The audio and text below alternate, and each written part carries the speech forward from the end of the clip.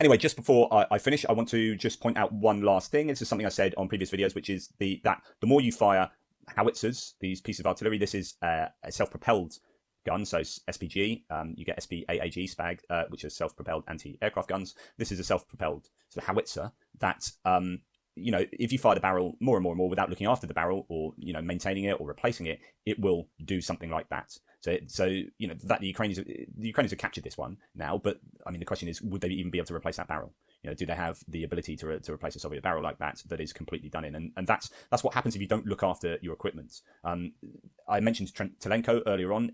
This is from his thread. He is fantastic because I think he worked with the American Army with regard to sort of logistics and sorting out, maintaining trucks and whatnot. In particular, he has had expertise on sort of truck tires earlier on in this campaign, in this conflict, and he wrote a significant amount on how poorly maintained the Russian trucks were and the Russian truck tires, to the point where it actually screwed up their own logistics, and they were breaking down and getting stuck in the mud. And this is super important. So if you don't look after your maintenance, you don't spend time and money maintaining your equipment, it will come back and bite you.